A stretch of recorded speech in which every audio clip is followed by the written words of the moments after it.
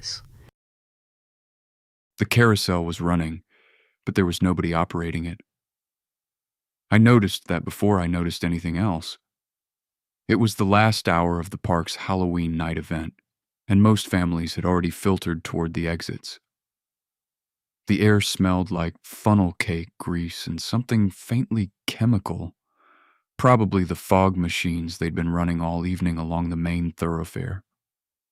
I'd stayed behind to wait for my sister, who worked concessions near the west end of the park. I found a bench maybe 30 feet from the carousel and sat down. The music it played was that hollow, metallic version of a waltz, the kind that always sounds slightly too slow, like the mechanism is winding down. I watched the painted horses rise and fall in the mist and felt completely, ordinarily, alone. Then I saw the boy. He was sitting on one of the stationary benches built into the carousel's outer edge, the kind meant for parents who ride along with small children. He looked about 8 or 9. Dark jacket, pale face, just watching the horses move around him. I remember thinking it was odd that he wasn't riding one of them. I also thought his parents must be nearby. I looked around. There was no one. I waited a few minutes, genuinely expecting an adult to appear. Nobody came. I walked over to the carousel's entry gate and called out, asking if he was okay. He turned his head and looked directly at me. His expression didn't change at all. Not curious, not startled, not shy. Just still. I asked where his mom or dad was. He didn't answer. He turned back toward the horses. I pulled out my phone to call park security, and when I looked up again, the boy had moved. He was now on the far side of the carousel, still seated, still watching the horses.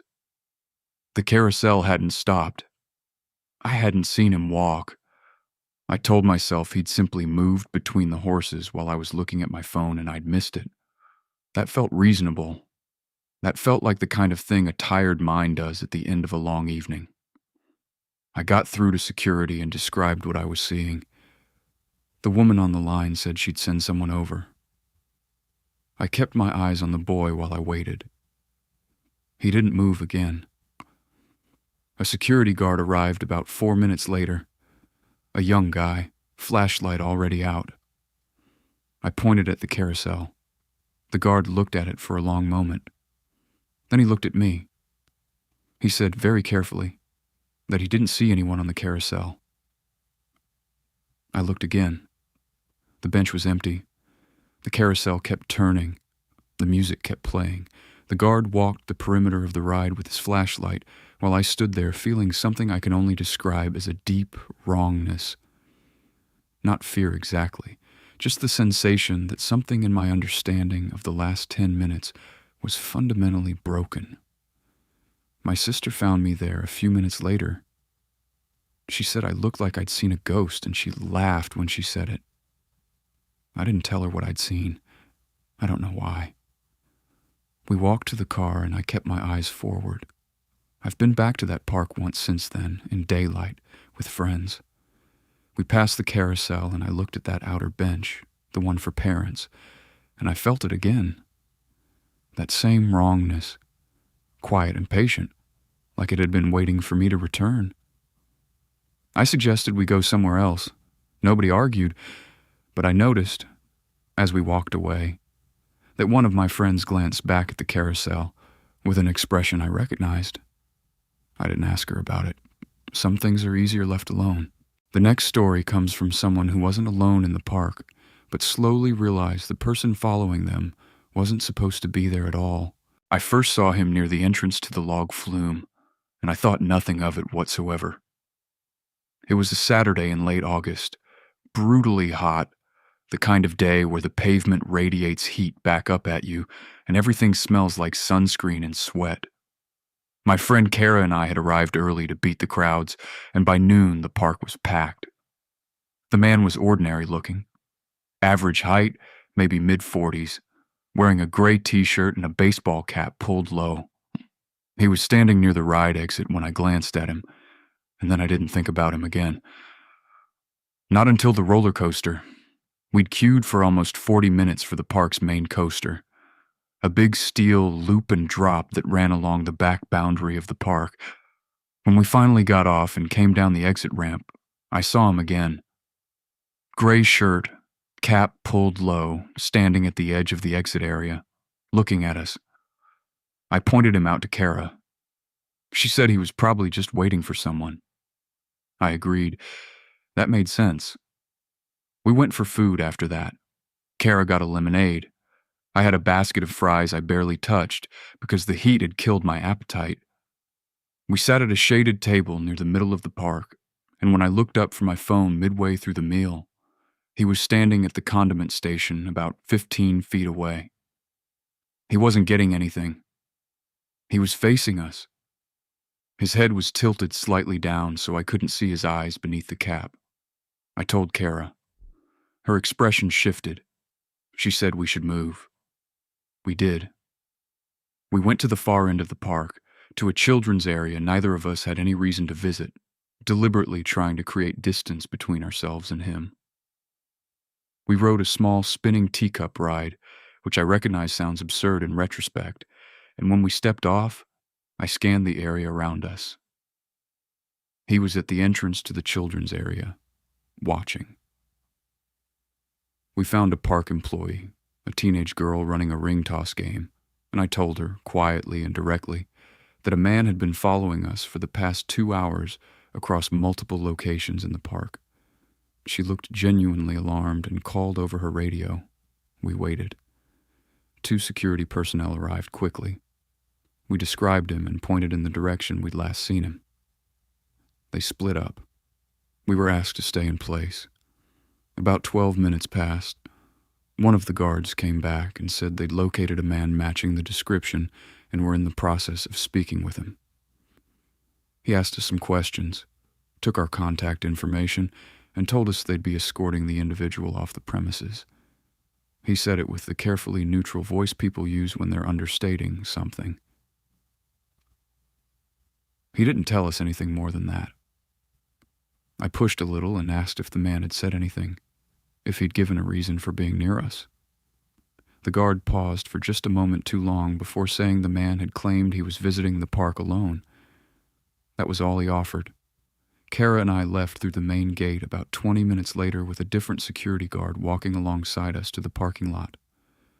I appreciated it, and it also frightened me that they felt it was necessary. We didn't speak much on the drive home. That evening I looked up the park's name alongside words like incident and report and found nothing. I check sometimes when I think about it. There's still nothing. I don't know what that man wanted. I don't know how long he might have been watching before I first noticed him. That second question is the one that stays with me. I think about all the moments I wasn't paying attention, and I wonder when it actually started. What happened to the person in the next story has no explanation I can offer. Only the account itself and what they found when they went looking for answers afterward. There was a section of the park I didn't recognize, and I had been visiting that park every summer for 11 years. That's the part I keep coming back to.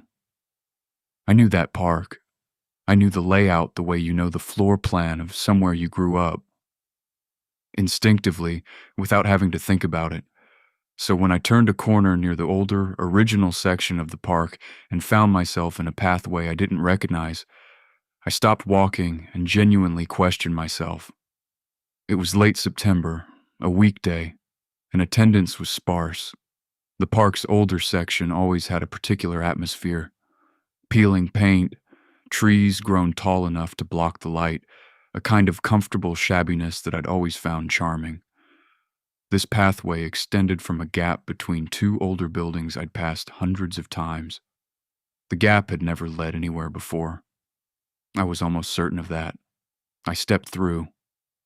The path was short, maybe 40 feet, and it opened into a small circular area. There was a ride there. It was a dark ride, the kind you board in a small vehicle and travel through a series of illuminated scenes inside a building. The structure looked old, really old. The facade was painted with faded imagery I couldn't quite make out, figures or shapes that had degraded past the point of clarity. There was no queue. There was no attendant. The ride vehicles were moving through the entrance at a slow, continuous pace, pausing briefly in the loading zone before moving on. I stood there for what felt like a long time. The sounds coming from inside the building were not music.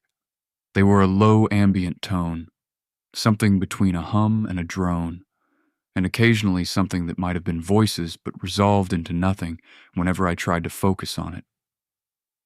The smell was old wood, and something underneath that, damp and faintly sweet in a way that made me want to step back. I did not get on the ride. I want to be clear about that. I stood at the edge of the loading zone and looked into the darkness where the vehicles disappeared, and something basic in me said no. I took photographs, 4 of them, standing there in that small circular space. Then I walked back through the gap and rejoined the main pathway. 2 park employees were walking past. I stopped them and asked what the ride back there was called. They looked at each other. One of them asked me what I meant. I pointed at the gap between the buildings. They looked at the gap and then back at me and said there was nothing back there, that it was a maintenance corridor, not accessible to guests. I told them I'd just walked through it. I offered to show them my photographs. I opened my phone's camera roll. The 4 photographs showed the exterior wall of the building I'd been standing beside. Blank, painted brick. There was no gap, no pathway, no circular space, no ride. Just wall. I stood there looking at those images and felt the ground shift slightly beneath my understanding of what had just happened. The employees asked if I was feeling all right. I said I was fine.